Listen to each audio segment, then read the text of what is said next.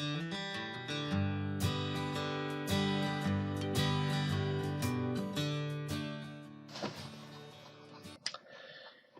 días nuevamente a los estudiantes de Historia del Derecho.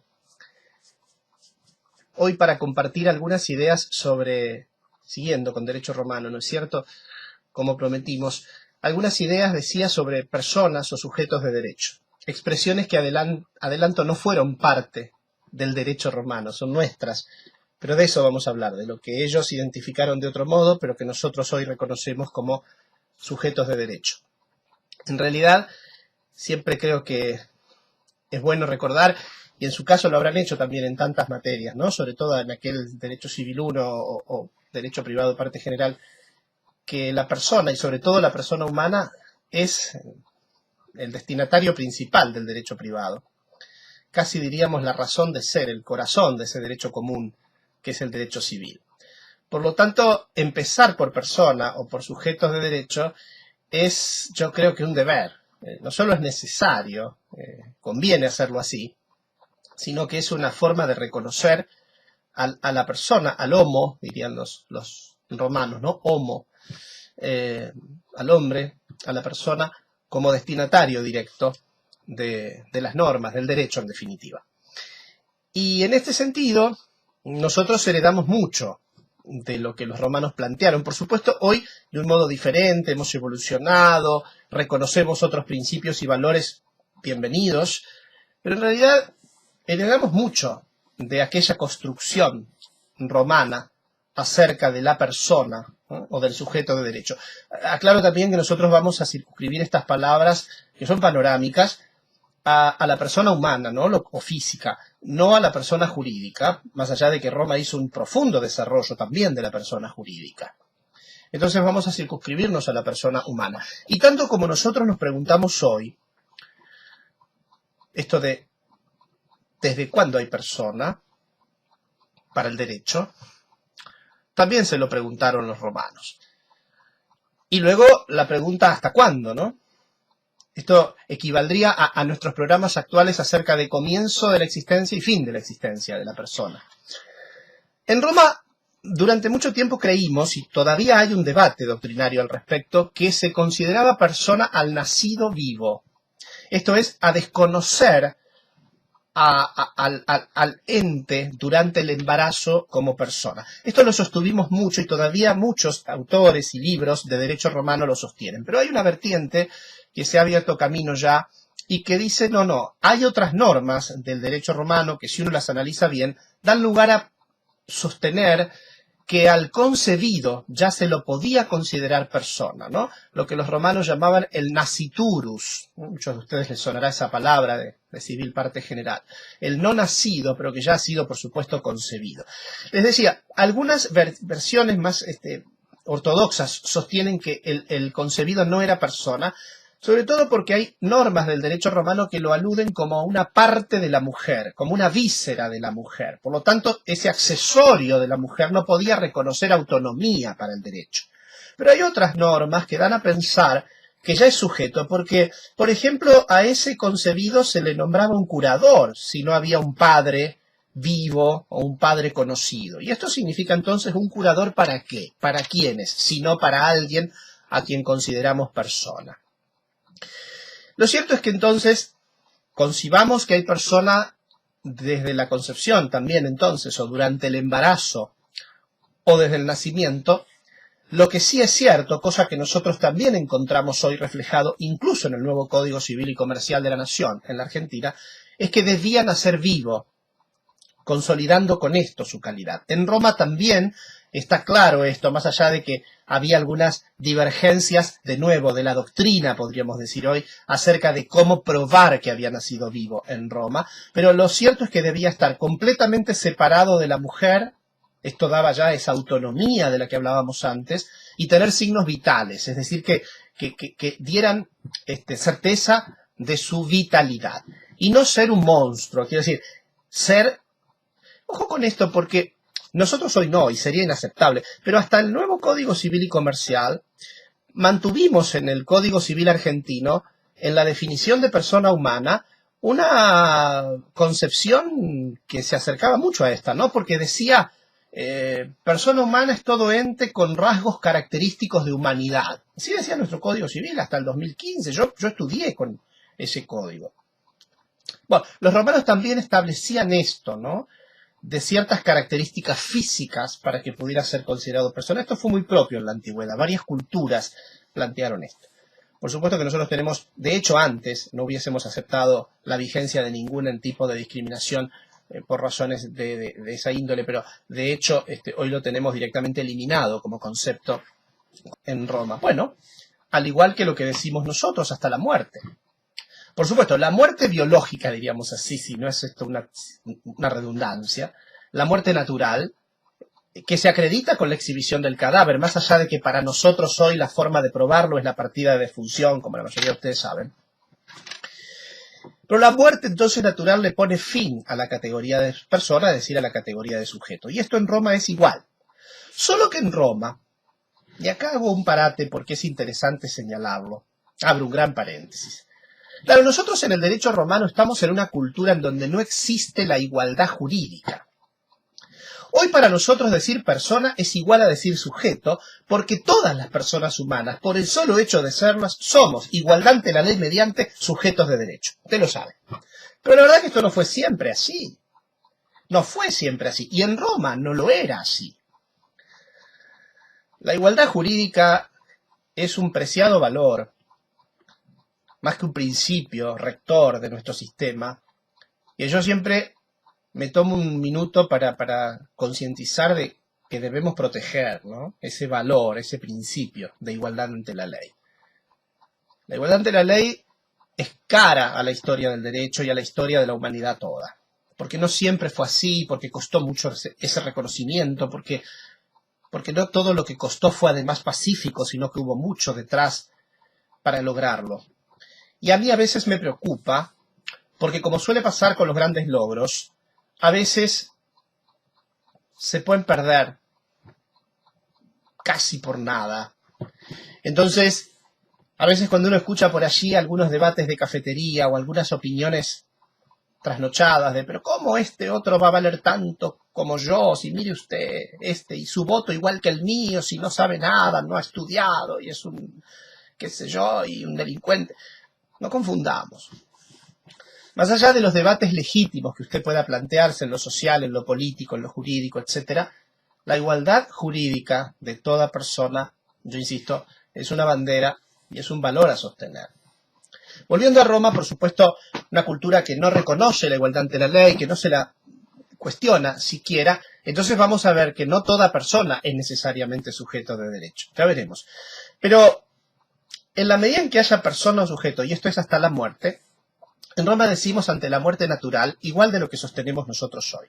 Pero también aparece en Roma otra consideración, que es la de la muerte civil, ¿no? Podríamos decir hoy la muerte jurídica, en donde entonces esa persona va a perder probablemente consideración jurídica, al menos como persona o como sujeto, si cae, por ejemplo, en la esclavitud, pasando a ser objeto. Eventualmente el prisionero de guerra, que será, por ejemplo, un ciudadano romano que como tal, en el exterior, en el extranjero o en manos de los enemigos, habrá pasado a ser esclavo y por lo tanto también habrá perdido la ciudadanía, muerto, en definitiva, para Roma. Que si retorna a Roma porque escapa o porque lo compran sus familiares, bueno, recupera, por supuesto, su grado, su estatus, su condición. Pero mientras tanto no está, para Roma está muerto. Y luego también Roma establece consideraciones acerca de una institución que nosotros conocemos también hoy en el derecho moderno, que es el de la conmoriencia. ¿Se acuerdan ustedes? Es decir, cuando dos o más personas vinculadas entre sí, es decir, con lazos jurídicos, mueren en un mismo acontecimiento sin que se pueda establecer quién ha muerto primero. Aquí hay dos etapas de Roma. Durante mucho tiempo Roma estableció la presunción de que han muerto todos juntos. Fíjese, la que hoy establecemos nosotros, ¿verdad? Nosotros decimos todos han muerto entre sí y no simultáneamente y no ha habido entre ellos transmisión de derechos. Pero luego Roma entra a distinguir y plantea, no, vamos a ver quiénes son los que han muerto.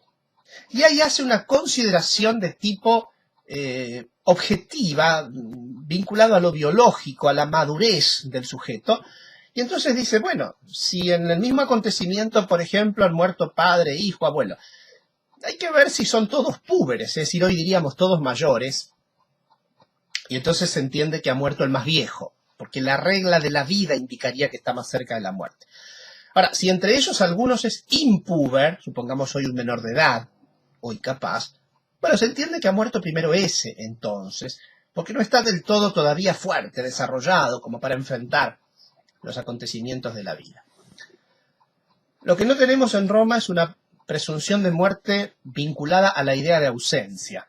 Como ustedes saben, nosotros tenemos todo en el derecho moderno un desarrollo acerca de la presunción de fallecimiento y la ausencia, que no encontramos este detalle en el derecho romano. A partir entonces de que tengo persona, me pregunto jurídicamente cuál es la condición de esa persona humana en Roma. Y acá de nuevo nos vamos a encontrar con que al no reconocer la igualdad ante la ley, Roma establece un complejo esquema de categorías, de divisiones o de distinciones, que están basadas fundamentalmente en tres criterios.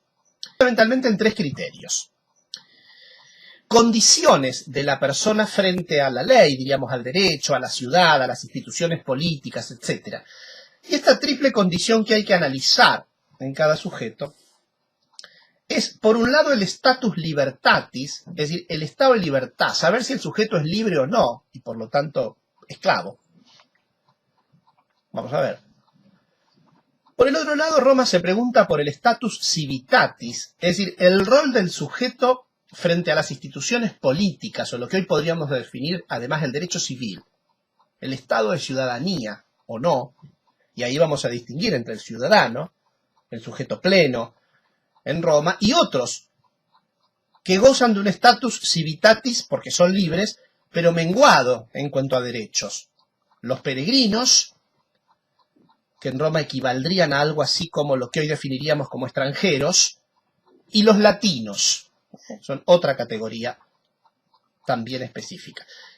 Es decir, acá tenemos dos análisis, ¿no? El status libertatis, es decir, la situación, la condición o el estado de libertad, el status civitatis, y luego el tercero que habremos de estudiar es el status familiar, es decir, la situación del sujeto frente al derecho de familia, frente a la familia. ¿Qué rol ocupa dentro del grupo familiar, de la gens, diríamos nosotros? Y esto nos va a abrir la puerta para hablar de las instituciones jurídicas familiares, que ya hablaremos en otra presentación.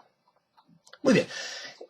Si una persona carece directamente de libertad, se entiende que sufre una capitio diminutio máxima, capitio diminutio, una disminución, diríamos hoy, de la capacidad casi absoluta. Y entonces estamos frente al objeto esclavo. Es decir, dentro del status libertatis yo tendré al hombre libre, después veremos qué categoría jurídica civil tendrá, ciudadano o no, y por otro lado tengo al hombre no libre, y el no libre es, jurídicamente hablando, un esclavo.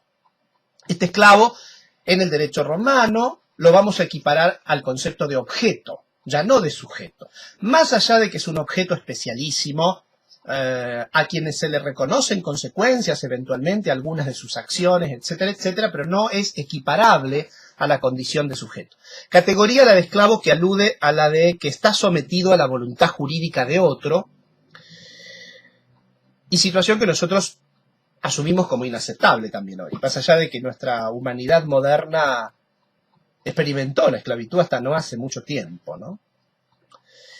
Esto con independencia de que Roma a lo largo de su historia haya tenido momentos en los que fue una sociedad con esclavos y otros en los que pasó directamente a ser una sociedad esclavista. ¿Se acuerdan aquella vieja distinción entre sociedades con esclavos y sociedades esclavistas, de acuerdo a qué rol ocupaban los esclavos en el motor productivo, en el esquema económico, si excluyente o no, ¿no es cierto? O junto a la sociedad libre.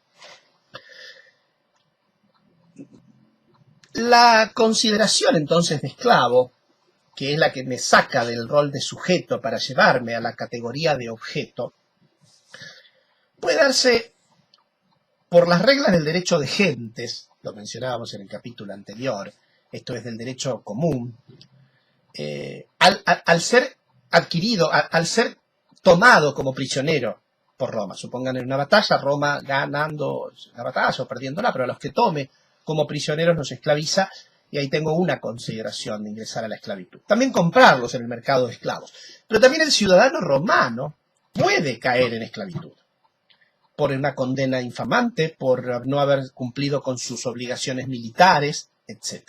Es decir, que hay la consideración y la posibilidad de llegar a esa consideración o a esa condición de esclavo. También es cierto que la esclavitud puede desaparecer, es decir, la calidad de esclavo puede desaparecer. Es decir, el objeto esclavo puede dejar de serlo para pasar a ser el sujeto persona. Esto que técnicamente hablamos de manumisión, es decir, el acto a través del cual se manumite, se libera al esclavo, básicamente ustedes van a encontrar que se asientan dos grandes posibilidades. O que el que libere sea el Estado a través de la ley, digamos así. Por ejemplo, premiando a un esclavo que ha prestado un servicio a la comunidad o al ejército. Y por lo tanto es el Estado el que lo libera y lo convierte en ciudadano. O puede que el que lo libere, y esto me resulta jurídicamente más rico de analizar, el que lo libere al esclavo sea el dueño, es decir, aquel que tiene la voluntad sobre el esclavo. En este caso, ustedes van a recordar los actos jurídicos de civil parte general, porque el derecho romano dice, bueno, si es el amo o dueño, fíjense que la noción de dueño la aplico aquí porque el esclavo lo asimilo al objeto. Si es el dueño el que decide liberarlo, tiene dos caminos. Y estos dos caminos van a generar consecuencias jurídicas diversas. O lo libera por las vías formales, es decir, actos formales y solemnes del derecho romano.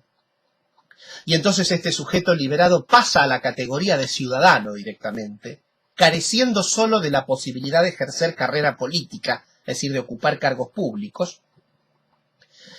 Y esas formas privadas, pero formales y solemnes de liberación del esclavo pueden ser, por ejemplo, que el amo lo libere por vía del testamento, o que lo haga a través de un acto formal que los romanos llaman vindicta, que era frente a testigos, con todo un rito, donde se dice que ya es hombre libre y el amo no dice nada, con lo cual reconoce esa libertad. Puede ser también inscribiendo al esclavo en el censo. El censo que nosotros también hoy tenemos, ¿no? Cada 10 años nos censan a la población. Es una institución de la política romana, incluso había un magistrado encargado de hacer esto, el censor. Guarda porque de la palabra censor también deriva luego el concepto censura, ¿no? Ya verán en su momento seguramente por qué. Pero aquí si hablamos del censor, aquel que hace un relevamiento de la población, ¿a quién censa en Roma? A la ciudadanía, es decir, al hombre libre. Por lo tanto, si yo permito que un esclavo se inscriba en el censo, estoy asumiendo que lo reconozco como libre. Es un acto formal de liberarlo.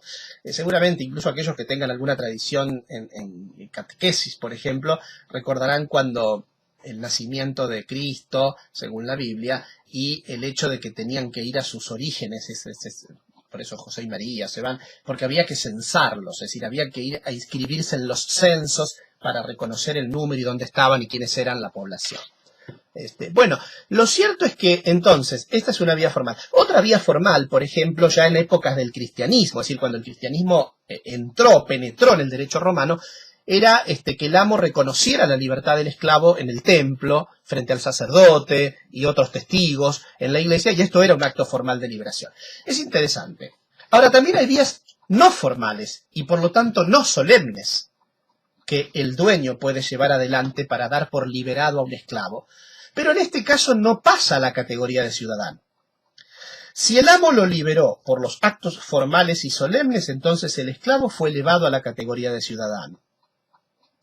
Pero si lo libera a través de actos no formales, va a pasar a otra categoría, una categoría intermedia, que veremos al final, que se denomina latino iuniano, en donde queda bajo el patronato del antiguo amo.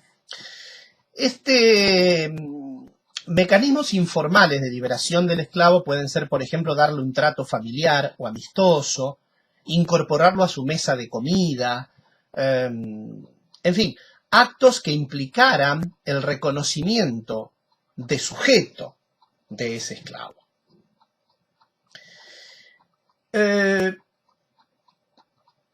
Si yo me detengo luego, saliendo ya del status libertatis, en el status civitatis, es decir, en la condición de la persona libre frente al derecho civil, el ciudadano, que es el sujeto que encarna la plenitud de derechos en el derecho romano, puede que haya sido siempre ciudadano, hijos de ciudadanos, y por lo tanto puro, en el derecho romano diríamos ingenuo, puro, nunca fue otra cosa que ciudadano, es el nacido de un matrimonio romano formal, que van a ver ustedes cuando veamos familia, es el matrimonio conocido como justas nuptias, justas nupcias, es decir, aquel tipo de matrimonio formal que el derecho romano reconoce y que, entre otras cosas, otorga legitimidad a la descendencia, al punto de considerarlo ciudadano directamente al nacido, ingenuo, ¿no es cierto?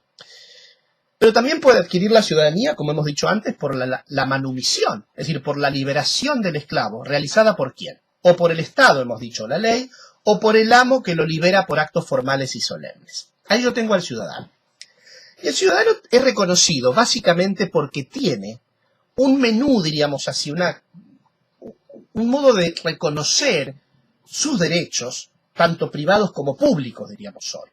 Públicos, el derecho a poder ocupar un cargo político, hacer carrera política, o un cargo sacerdotal en alguno de los colegios también políticos sacerdotales o religiosos sacerdotales. Hay una vinculación entre lo religioso y lo político muy fuerte.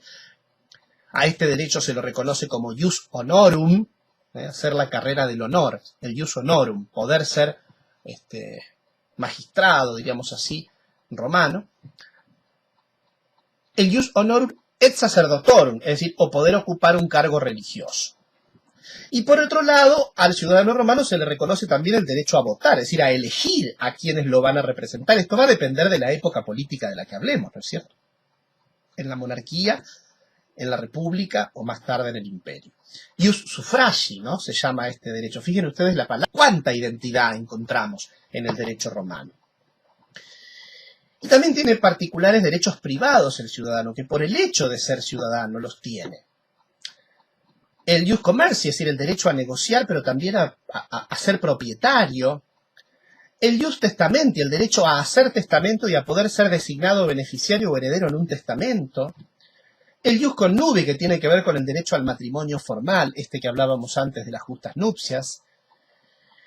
El jus trianomina, el derecho a poder ostentar 3 nombres que distinguen a esta persona como ciudadano de otras que no pueden tener esto. Recuerdan mucho ustedes el desarrollo que tiene el atributo de la personalidad nombre, que ustedes han estudiado tanto también en civil parte general. Lo que pasa es que, claro, como nosotros partimos, insisto con esto, de un reconocimiento de igualdad jurídica, no hay que hacer estas distinciones que estamos haciendo en Roma. Y luego aparecen, si quiere usted, derechos en categoría intermedia entre públicos y privados, como el jus actionis, el derecho a ejercer acciones procesales, es decir, a pedir justicia. El jus provocatio ad populum, es decir, el derecho a apelar las condenas que el ciudadano pudo haber recibido, ya veremos cuando veamos procedimiento. Es decir, que hay una cantidad de cosas aquí, de facultades que reconocen en el sujeto la calidad de ciudadano. En cambio, los llamados latinos, que latinos tiene que ver con una denominación genérica que se atribuye, en principio, a los habitantes más antiguos del Lacio, es decir, de la llanura romana, donde Roma se asentó, es decir, latinos, ¿no? Pero hay distintas categorías. A esos primigenios habitantes, a los que Roma prácticamente reconoce como propios, son grupos socioétnicos similares, se lo conoce como véteres. Veteranos significan, ¿no?, los más antiguos habitantes de la región. Y a estos se los asimila prácticamente a los ciudadanos. Lo único que no pueden hacer es gozar del jus honorum, y les diría que esto hasta determinado tiempo, porque en el siglo I antes de Cristo se les otorga la ciudadanía directamente a los latinos vétere, asimilándolos al ciudadano romano. Y por otro lado, los llamados latinos iunianos, que eran estos que yo les comentaba, los libertos, es decir, los esclavos que habían sido manumitidos, pero por vías no formales o solemnes, y que quedan bajo esa situación de dependencia patronal del antiguo amo. Y por otro lado, y finalmente, los llamados latinos coloniaris, que son los ciudadanos o no romanos, o latinos véteres, por ejemplo, pero que habitan las colonias de Roma, es decir, fuera de la ciudad de Roma, lo que les hace perder la calidad de ciudadanos, ¿verdad? Esto es un poco lo que tenemos. Básicamente tienen, insisto, derechos muy similares a los ciudadanos con algunas menguas en esa capacidad. Y luego los llamados peregrinos, que es el término que nosotros identificamos con extranjeros para Roma. En general, Roma con los extranjeros tuvo distintas relaciones. Con muchos de ellos respetó su propia organización jurídica y a veces hasta su organización política. Y entonces en este caso hablamos de peregrinos ordinarios, con los que en general Roma establece un vínculo de cordialidad, de cierta paz, de sometimiento, si han pasado a formar parte, por ejemplo, de la conquista romana, pero que pueden preservar su propia identidad jurídica. Y por otro lado, los llamados peregrinos dedicticios, nombre parece extraño, dedicticios, pero es un nombre técnico, que alude a aquellos grupos extranjeros con los que Roma siempre mantiene una relación de hostilidad, a los que no les permite, digamos, resguardar sus propias formas jurídicas de entendimiento y por lo tanto van a verse sometidos sí o sí al derecho romano de gentes para el tratamiento de todos sus temas, con lo cual hay ahí un desconocimiento de su grado de capacidad. Esto es un poco lo más grueso. Yo luego debiera preguntarme por el estatus familiar, es decir, por la condición de la persona humana libre dentro de la familia romana, es decir, de la organización cívica horizontal más importante que tiene la historia política y jurídica romana, que es la familia. Allí hay toda una estructura, algunos de ustedes nombres los conocen hasta anecdóticamente, el pater familia, pero hay muchos otros. Bueno, del derecho de familia vamos a hablar en una próxima presentación. Concluyendo, me parece que es riquísimo entender que más allá de lo técnico, de lo que no pudimos evitar hablar en este encuentro, es interesante ver cómo nuestros ancestros jurídicos, nuestras raíces romanas, se ocuparon de la persona, y mucho. Entendieron a la persona humana como el destinatario directo y principal del derecho, pero desconociendo principios de igualdad, establecieron distinciones, categorizaciones, diferencias muy marcadas, muchas veces entre unos y otros. Esto es un poco, me parece, lo fundamental a tener en cuenta en esta cuestión, en esta institución jurídica, entonces, que es la de la persona o sujetos de derecho, asumámoslo, nuestra expresión moderna. Será hasta el próximo encuentro. Buenos días. Buenos días.